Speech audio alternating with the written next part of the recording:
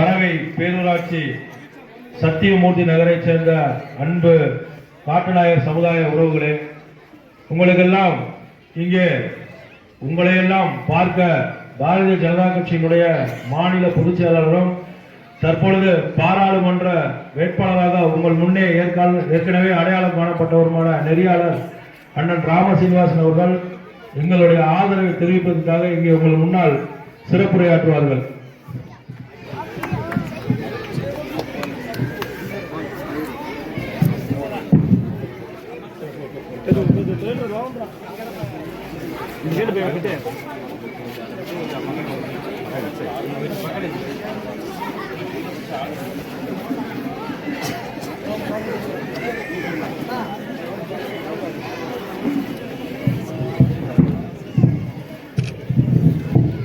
అందరు ఎట్లా ఉంటారు? తమిళ్లో మాట్లాడాలన్నా తెలుగులో మాట్లాడాలన్నా?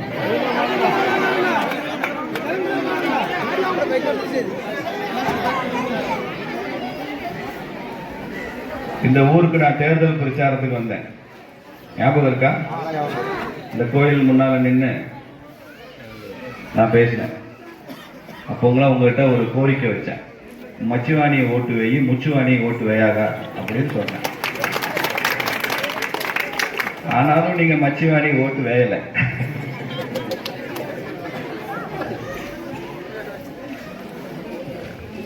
தங்கள் திறமைகளை எல்லாம் காட்டுகிற ஒரு சமுதாயம்,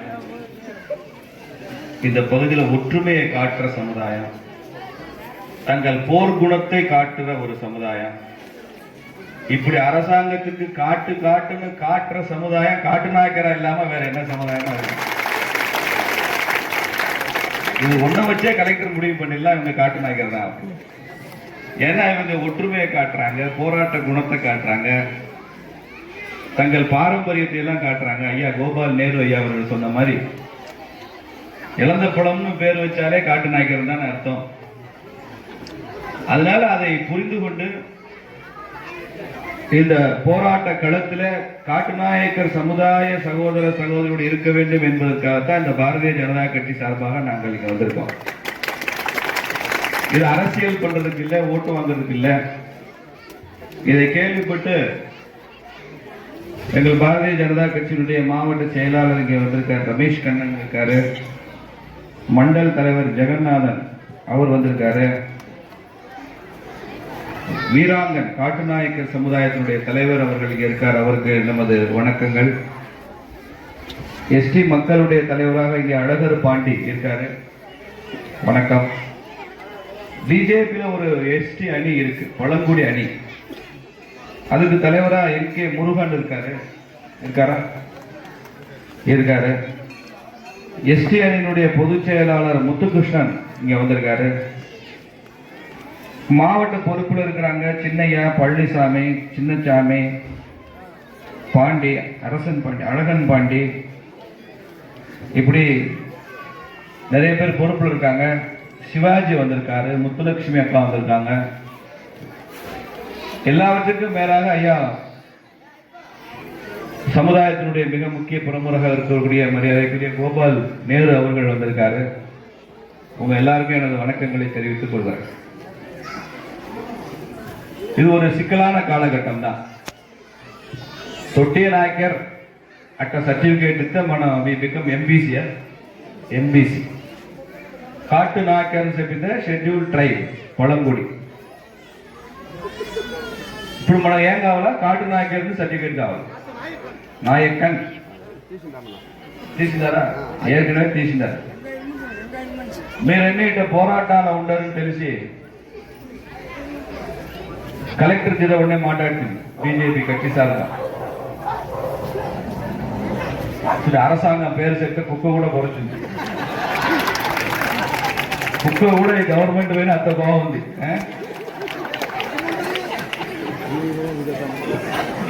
బీజేపీ వచ్చిన దగ్గర కుక్క కొంచెం శాంతంగా ఉంది. కలెక్టర్ ఏం చెప్పారిట, ఆర్టీఓ తన ఒక విచారణ నడిచి ఈ ఊర్లో ఉండే వాళ్ళు తొట్టి నాయకర్ కాటు నాయకర్ ఒక ரிப்போர்ட், ஒரு அறிக்கை అది తయారైంది. ఆర్డీఓ విచారణ చేసి అటు రాసి పెట్టారు. అటు రాసి ఉండి ఒక அறிக்கைங்களே ఉన్నప్పుడు நான் వచ్చి ఇవరకు కాటన్ ఆకిరించి సర్టిఫికేట్ ఇయ్య முடிஞ்சது. గవర్నమెంట్ ఎట్ట ఇయ్యంగని తెలుసు.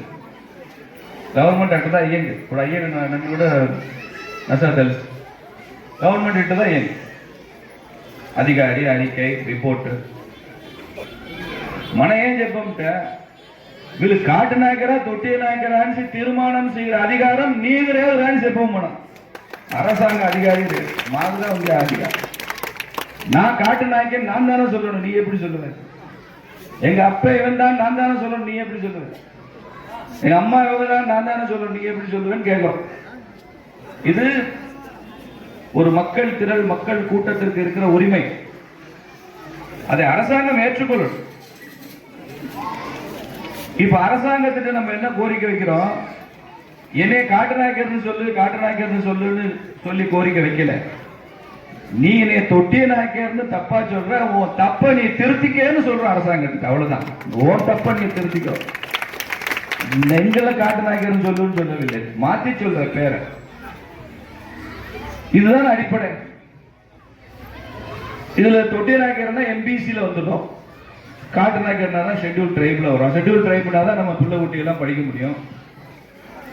ஒரு விஷயம் சொல்றேன், இந்தியாவிலே முதல் முறையா இந்த 75 வருஷத்துல நம்ம காட்டு நாயக்கர் தான் பழங்குடி இனம், அதானே?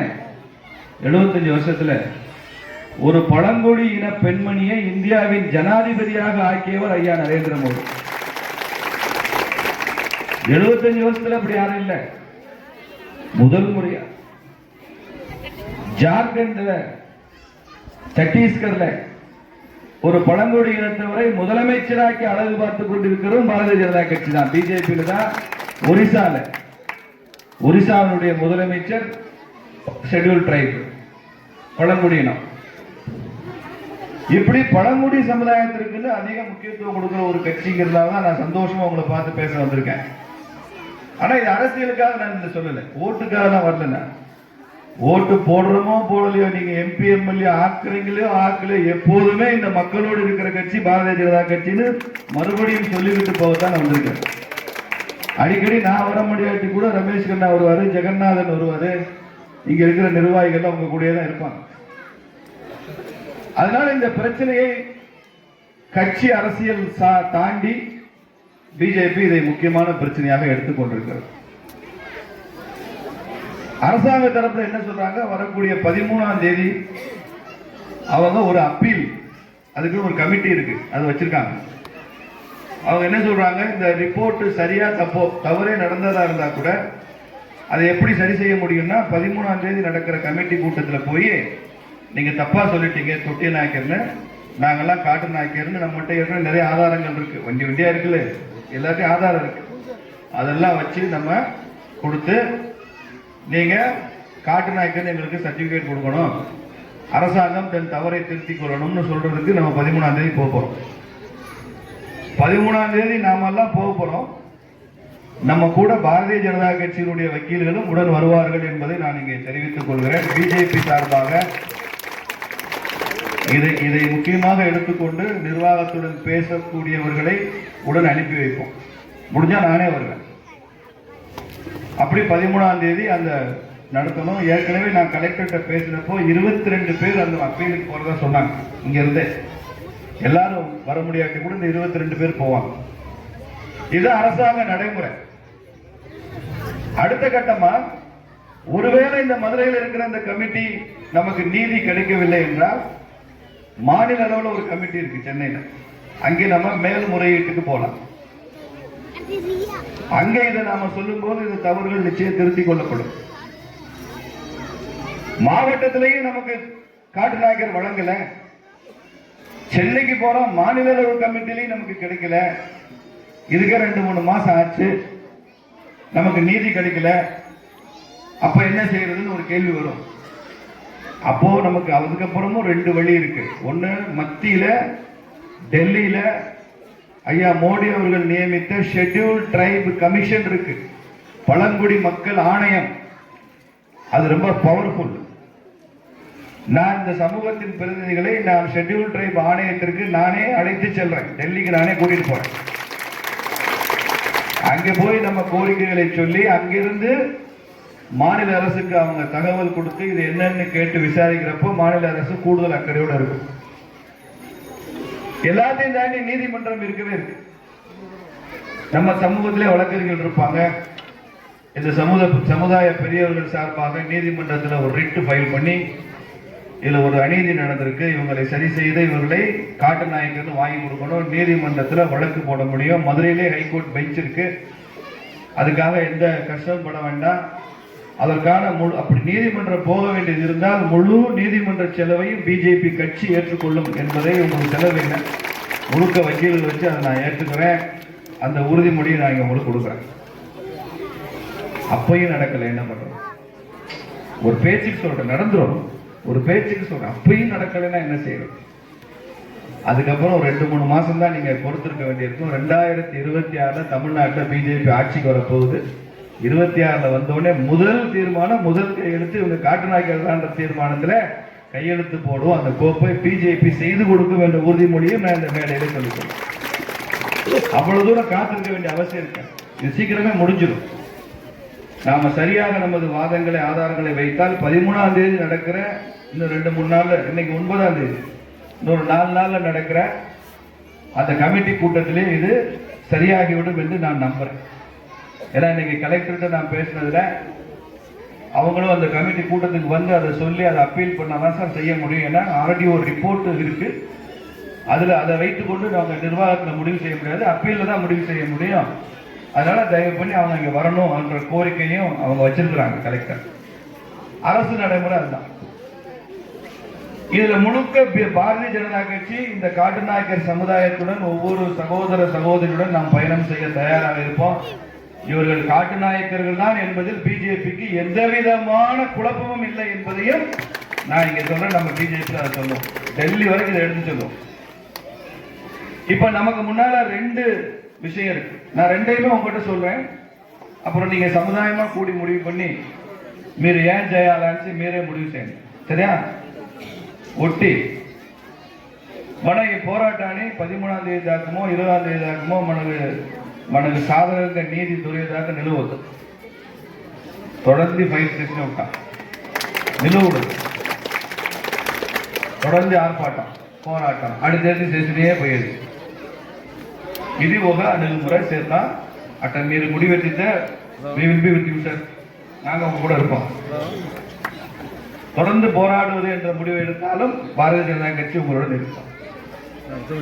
இன்னொரு அணுகுமுறை, அரசாங்கம் ஏதோ ஒரு தவறு செய்திருக்கிறது, இப்ப முறையீட்டுக்கு வர சொல்றாங்க. நம்ம ஏன் பழங்குடி மக்கள் அந்தஸ்து கேட்கிறோம்? நம்ம பிள்ளை குட்டி தான் படிக்கணும்ன்றது தான். பிள்ளை குட்டிகள்லாம் படிக்கணுன்றது தான் என் ஷெட்யூல் ட்ரைப் ஸ்டேட்டஸ் வேணும்னா பிள்ளைகளை தொடர்ந்து நம்ம பள்ளிக்கூடத்துக்கு அனுப்பாம இருந்தாலும் பாதிப்பு வாத்தியாருக்கா, கவர்மெண்ட்டுக்கா, நமக்கா? பிள்ளைங்க பள்ளிக்கூடம் போறோம்னா பாதிப்பு யாருக்கு? நமக்கு தான். அதனால இந்த போராட்டத்தை இன்றைக்கோ நாளைக்கோ நாங்கள் நம்பிக்கை தெரிவித்து நாங்கள் நிறுத்திக்கிறோம். ஆனால் நாங்கள் அதிக நாட்கள் காத்திருக்க மாட்டோம், முறையீட்டுக்கு வருவோம். எங்களுக்கு நீதி கிடைக்கலன்னா நாங்கள் திரும்ப போராடுவோம் என்கிற ஒரு அறிவிப்பை வெளியிட்டு விட்டு நாம் இந்த போராட்டத்தை முடிச்சுக்கலாம். ஐயா எப்ப சொல்றாங்களோ, சமுதாய பெரியவர்கள் நீங்களாம் எப்ப முடிவெடுக்கிறீங்களோ அப்ப. ஆனா 2க்குமே பிஜேபி தயார். நீங்க தொடர்ந்து போராடணும்னு நினைச்சாலும் பிஜேபி கூட இருக்கும். போராட்டத்தை நிறுத்திட்டு அடுத்த 1 வாரம் 10 நாள் பேச்சுவார்த்தை மூலமா முயற்சி செய்துட்டு அதுல வெற்றி அடைவதற்கு நாம முழு முயற்சி செய்வோம் என்றாலும் பிஜேபி அதற்கான அரசாங்கத்தை சந்திப்பது, நீதிமன்றத்தை சந்திப்பது, பழங்குடி மக்கள் ஆணையத்தை டெல்லியில் சந்திப்பது என்கிற அத்தனை முயற்சிகளுக்கும் உங்களுடன் கூட இருக்கு. ஏன்னா பிஜேபினாலே மக்களோடு மக்களாக இருக்கிற கட்சி. இதுல எங்களுக்கு எந்த விதமான அரசியல் லாபத்தை எதிர்பார்த்து இங்க வரல. முழுக்க முழுக்க சமூக நலனை மாத்திரமே நினைத்துதான் நான் இங்க பேசுறேன். என்ன முடிவுன்றதை நீங்க கலந்து பேசி எடுத்துங்க. எதுவா இருந்தாலும் நாங்கள் உங்களுடன் முழுக்க ஒத்துழைப்போம் என்று கூறி మీకు అందరికీ నీతి దొరకాల. మీరందరూ కాటు నాయకర్దానికి அரசாங்கம் ஒப்புக்கொள்ளும் வரை మనం పోరాడాలా. దానికి వచ్చి కూడా సమరసమే ఉండకూడదు.